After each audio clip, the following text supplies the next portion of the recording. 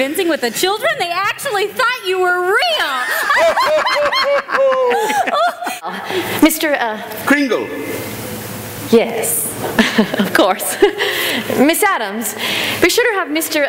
Kringle fill out an employment card. Mr. Shellhammer will orient you to our toy department. Welcome to Macys, Mr. Kringle. Why are you crying? The child is from an orphanage in Holland. She doesn't understand English at all. She hasn't said a word since she arrived 4 days ago. I'm very concerned. Sinterklaas? Ja, ik ben de kerstman. En wat is uw naam, klein meisje? Marijke. Marijke. Sinterklaas kapuntje. Hoi wat in mijn schoentje. Hoi wat in mijn laarsje. Dank je Sinterklaas, ja. Miss Adams, could you please bring me our new Santa's employment card? What is your name? Kris Kringle. No, I mean your real name. Well, Miss Adams, could you please read from the card?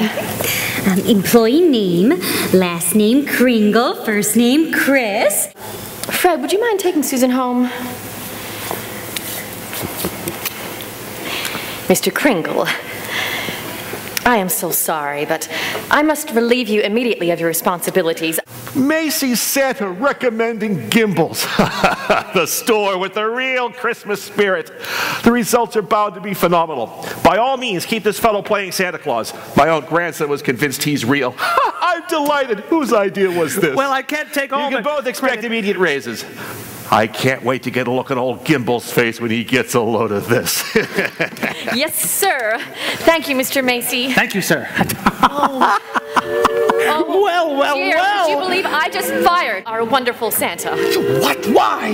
The old man is crazy. He actually thinks he's Santa Claus. Look, I don't care if he thinks he's Little Red Riding Hood. We have to get him back at once. Perhaps we could get another Santa to carry out the same policy. Except Macy is bringing his grandson to see Kringle this afternoon. We have to get this Kringle back at any cost. But he's delusional. Think of the children.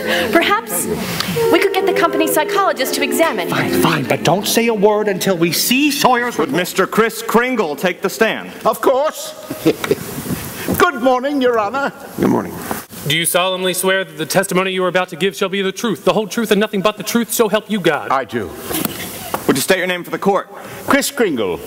Where do you live, Kris? Well, that is what this hearing will decide.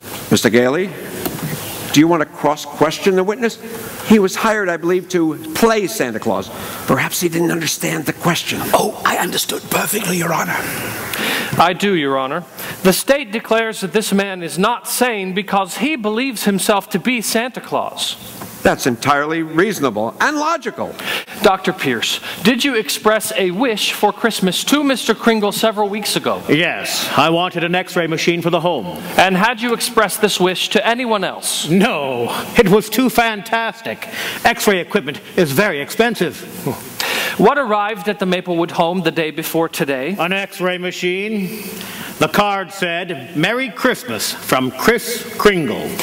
I submit, Your Honor, that this is positive proof that a competent federal authority recognizes Mr. Kringle to be the one and only Santa Claus. You wrote that letter to Mr. Kringle?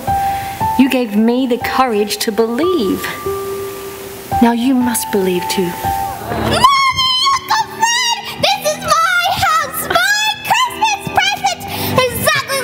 The picture I gave Mr. Kringle! Mother, you're right about believing in common sense. See? I kept on believing, and you're right! Did you really tell Susan that? Yes. Well, it seems that everybody believes in Mr. Kringle now. Oh, I never really doubted you in my heart. It was just my silly common sense. You were wonderful. You took a little old man out of an old folks' home and legally proved to the world that he was Santa Claus. Mommy, look what I found. Oh, no, it couldn't be. It must have been left here by the people who moved out. Well, maybe.